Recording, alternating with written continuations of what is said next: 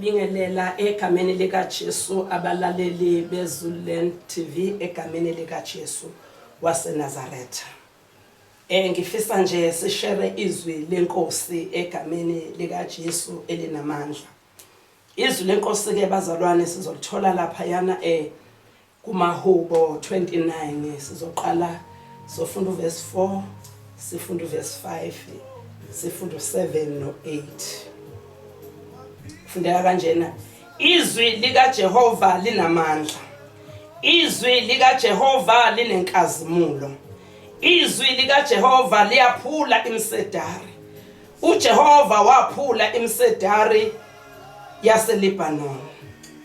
Uverse 7, izwi lika Jehova lidabula amalanga bomlilo, izwi lika Jehova lizamazamisa ihlane. uJehova uzamazamisa ihlane laseKhadeshi. Uverse 9, izwi lika Jehova liphunzisa izimbabala, lihluba amahlathi nasethempelini lakhe konke kuthi udumo. Baba, izwi lakho uNkulunkulu wethu ongcwele liphefumulelwe nguwe, khuluma ngalo egameni lihle lika Jesu waseNazaretha. Amen. Bazalwane, ilelizwi elisenhlizweni yami kusathiwa ake ngishare kafushane into esemandleni esezwini likaNkulunkulu. Uthi uDavide ke izwi nje likaNkulunkulu lona lodwa linamandla. Uma elisho izwi likaNkulunkulu uthi futhi linenkazimulo. Uma ukholwa izwi likaNkulunkulu uthola amandla asezwini likaNkulunkulu. Uthi leli zwi likaNkulunkulu linenkazimulo. Njengoba ngikholwa izwi likaNkulunkulu kunenkazimulo ekini ngenxa yokholwa izwi likaNkulunkulu. Uthi leli zwi likaNkulunkulu uthi lizamazamisa ihlane. Uma ngabe ngingene ehlane noma ngisesimeni, kodwa mase ngabiza izwi likaNkulunkulu ukuthi uthini ngaleli hlane, ihlane lami liyashintsha bese liyazamazama. Uthi ke uzamazamisa ihlane, uthi wazamazamisa elaseKhadeshi. Aphinda athi izwi lakhe athi liyaphunzisa. Uthi walibona liphunzisa imbabala. Alibonge igama lika Jesu. Imbabala isilwane esingaphunzi kalula. Kodwa izwi likaNkulunkulu uma usulithumela embabaleni uthi lalela wena mbabala, ngithumela izwi likaNkulunkulu ngithi lalela phunza, ibonakala imbabala iphunza. Hallelujah. Uthi izwi lakhe uthi lidabula amalanga bomlilo. Uma kukhona isimo ngathi siyangishisa, uma ngabe ngithumela izwi likaNkulunkulu liyakwazi ungena emalangabini ledlule.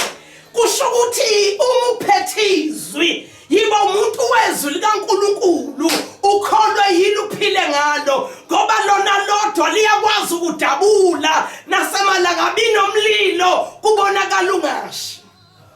Hallelujah. Leli zwi likaNkulunkulu labona ngoShadraka noMeshaki noAbednego. Bathi mabengena esithandweni somlilo esasimatiplaywe kasikhombisa. Bathi ke noma ke uNkulunkulu ke umlilo ungasawucishanga, kodwa sekuyosala kwazeka. Kwasho ukuthi kukhona indoda abahamba nayo. Kwavela amandla asezwini likaNkulunkulu. Njengoba ethe uNkulunkulu izwi lakhe linamandla, kwabonakala uNkulunkulu ehlayene emazulwini ezongena nabemlilweni. Alibonge igama lika Jesu. Kwabonakala kuhamba amadoda bekufanele ngabayasha ahamba emlilweni ekhululekile. Hallelujah. Uma umuntu wezwi likaNkulunkulu bonakala uhamba esimeni ukhululekile. Ngizothi ungakhohlwa izwi likaNkulunkulu, ungakhohlwa amandla atholakala ezwini likaNkulunkulu. Ngizothi mbukeli emakhaya nakuleso simo obhekene naso, uma ungathathi izwi likaNkulunkulu, kukhona into uNkulunkulu afuna ukukwenzela yona. Kwenye inkathi uyabona ngathi uyacindezeleka kulesi simo, kanti uNkulunkulu kukhona into afuna ukukwenzela yona. Njalo uNkulunkulu uma ngabe fika empilweni yomuntu uyathanda ukubonakala ngathi kuyaphela ngaye. Glory to Jesus. Babona ngathi oShadrach noMeshaki nabo kuyaphela ngabo ngoba akakaze kwangena umuntu emlilweni aphume ngashile. Akakaze kwangena umuntu emlilweni aphume ephila. Kodwa kwasho ukuthi izwa bangena nalo ayibonga inkosi bangena nezwe elilonda naye emlilweni. Shikhanda labosa riba baba hanta labosiyana bangena nezwi likaNkulunkulu elilonda nayo nasesivunguvungwini. Bahamba noNkulunkulu uAlpha uOmega elithi izwi lakhe nguyizolo nguye namuhla kuyoba nguye naphakade. Yena yedwa uNkulunkulu mile kuze kube phakade. Hallelujah. Uthi izwi lakhe linenkazimulo. Uma umuntu wezwe ukhazimula endaweni ongakhazimuli kuzo abantu ngenxa yezwi lakhe nangenxa yamandla ezwi likaNkulunkulu. Ngimemezela nje ukuthi kholwa izwi likaNkulunkulu. Mhlawumbe uyakholwa kodwa manje amandla ukhohliwe ngamandla asezwini kaNkulunkulu. Amandla asezwini likaNkulunkulu. uNkulunkulu lithi izwi lakho uyalilonda ukuba lenze. Hlala ezwini likaNkulunkulu. Ungabi nendaba ukuthi isimo sakho sithini noma kwenzakalani empilweni yakho. Kodwa izwi likaNkulunkulu ilona elilonda nayo. Mhlawumbe ushoda ngomvikeli. Khona uNkulunkulu ovikela nayo. Sekwenzeka konke. Kodwa uNkulunkulu uyangena nomuntu. Akagcinanga ngokungena noShadrach noMeshaki. Kodwa nawe kuleso simo sakho engangena nawe aphinda aphume nawe. Babuza abantu ukuthi kwenzakale kanjani. Kanti ungene noNkulunkulu. Mina ngimemezela ukuthi mawami hlala noNkulunkulu lapho hleli khona. Mina ngimemezela ukuthi dade wethu uhlala lapho hleli khona kodwa uhlale noNkulunkulu. Ngimthanda mindset ungesabi ngoba wena nami. Athi ungaphela manje ungashawa naluvalo. Ngoba into exosha izwi likaNkulunkulu kwesaba nakushawa uvalo. Bese uthatha isimo kuso ukhulume ngaso imini nobusuku. Kodwa ngizothi namhlanje ake kube nencwadi yomthetho emlonyeni wakho. Uthi wena uNkulunkulu uthe singena lapho kuthiwa ngenwa khona. Siphinde siphume. Wena uNkulunkulu uthe udabula nathi emalangabini. Wena uNkulunkulu uthe noma ngabe umoya wombusi uvukela impilo yethu okwethu kuma noNkulunkulu ngoba kuliqiniso kulezi insuku asibambene nenyama negazi kodwa sibambene nemimoya namandla ombusi wale umnyama balesi sikhathi. Sekwenzeke konke lokho udinga kodwa izwi likaNkulunkulu. Mbukele emakhaya izwi likaNkulunkulu lifuna ukudabula nawe kuleso simo. Izwi likaNkulunkulu lifuna ukwedlulisa kulelo hlane. Kholwa izwi likaNkulunkulu. Wena bamba ukusho kaNkulunkulu. Wena bamba ukusebenza kaNkulunkulu okusezwini lakho uthi uNkulunkulu ngizwa kuthiwa izwi lakho linamandla. Nakule mpilo yami noma nakulesi simo sami uNkulunkulu izwi lakho lisengabonakala yini. uNkulunkulu lithi njalo kwabakholwa izwi lakhe yena uyayiveza ethembekile.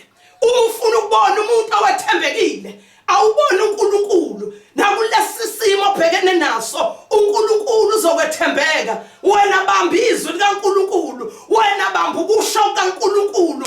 Unamandla. Uthe izwi lakhe wathi linamandla. Manda laboshaka uyawadinga amandla atholakala ezweni likaNkulunkulu.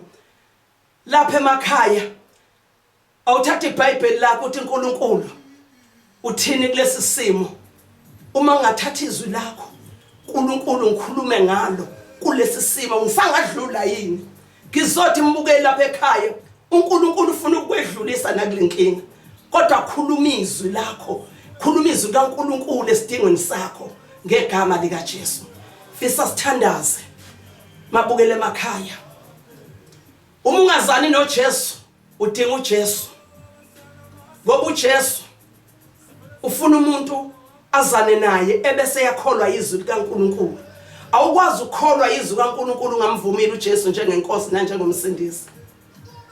Nakulezi insuku esiphila kuzo zinsuku la khona obonayo ukuthi uJesu sangabuya nanoma yinini.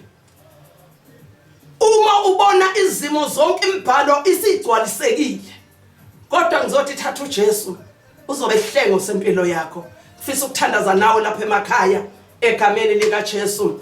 Uma kunesimo ngicela uthandaze kanye nami ubize leso simo sakho ukhuluma izwi likaNkulunkulu uthi uNkulunkulu kulesi simo kuthiwa wena unamandla, wena uNkulunkulu nenkazimulo, wena uNkulunkulu udabule emalangabini omlilo, wena uNkulunkulu uyaphunzisa imbabala, wena uNkulunkulu uyazamazamisa ihlane, uNkulunkulu uzombona engenelela esimeni sakho egameni lika Jesu.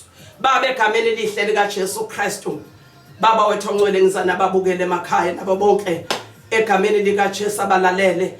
uNkulunkulu wethu ongcwele ngibisa wena njengoNkulunkulu ukuthi ngena kulesa simo udabule kuso uNkulunkulu wethu ongcwele, hlangabezana nalesa sidingo uNkulunkulu sakuleli ekhaya, hlangabezana nalesa sidingo saloya mama, hlangabezana nesidingo saloya mfowethu egameni lika Jesu waseNazaretha. Bazizwele uNkulunkulu ukusizwa nguwe, bekubone uNkulunkulu baphumelelisa kukho konke egameni elihle lika Jesu Kristu. Amen.